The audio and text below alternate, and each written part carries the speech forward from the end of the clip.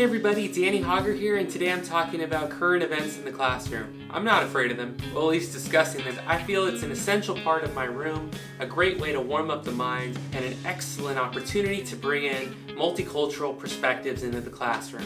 Now, I've been documenting my Master's of Arts degree in teaching from San Diego Christian College all the way back to a couple months ago now, so you can follow my journey through every episode here. And this is sponsored content from San Diego Christian College, so I can show you my honest thoughts and feelings while I'm on the inside of the learning opportunities. And you can find out more about their online Masters of Arts in Teaching program at sdcc.edu. They've got a lot of different kinds of programs. So this is my second course now. I'm about a quarter way through the year, and this class is about multiculturalism in the classroom, Ed 602. So something I wanted to talk about today is how I bring current events into the classroom. I have a quick write topic that starts each and every class. It's up on my digitally projected whiteboard, and I'll ask them something tied to a headline. So there's been a lot of headlines recently. A series of airlines that have been downed in the United States and around the world. We talked about Brexit. We've had conversations about minimum wage. And really, it can vary each and every day based on what is in the headlines. For one thing, I think it creates an opportunity for students to be well educated and well versed about what's happening in society. When you're reading the news, you have a wider perception of current events and issues in various communities. You also have more information about your local community, and I think that's a positive too.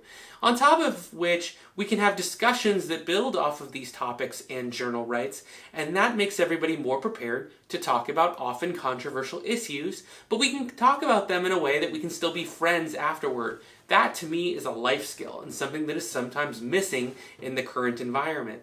I'm not afraid of any conversation because we can openly give our thoughts, respect everyone else's opinion around the room, and still understand that we respected each other yesterday, we're going to respect each other today, and we will still respect each other tomorrow. And as long as we have firm basis with some kinds of critical thinking or citation or evidence or reasoning or feeling, everyone has the right to their opinion, and it doesn't infringe upon the rights of anyone else to speak and share their mind and share their thoughts.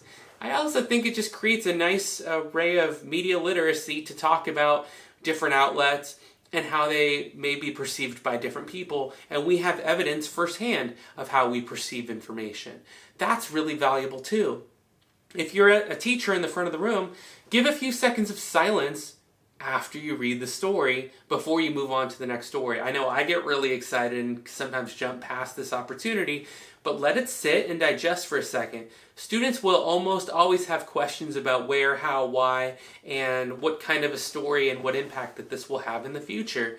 I think it's really powerful, and what really surprises students is when somebody speaks and they speak from a cultural viewpoint or the viewpoints of their family or in historical significance to someone they know.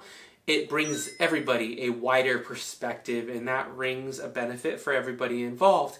It often even leads me to think about something in a new way, and I have no problem speaking that out in the classroom and saying, wow, you know what? I hadn't thought of that before. I'm really glad you brought that to my attention. Now I can think about that going forward, and I understand a little bit more about what other people might think. It makes us all better thinkers. It makes us all more empathetic learners, and I think it makes us a little bit wiser as citizens as well.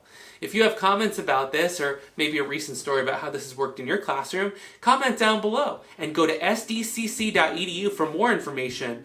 And I'll be talking more about multicultural issues in my next video as well, and for the following 4 weeks as I continue to learn about how to make equity happen in my classroom. Thanks a lot for watching. I'm Danny Hogger. You can follow me on Twitter at Danny Hogger, and you can follow the Hogger History Podcast or the Inspiring Teachers Show on YouTube and iTunes.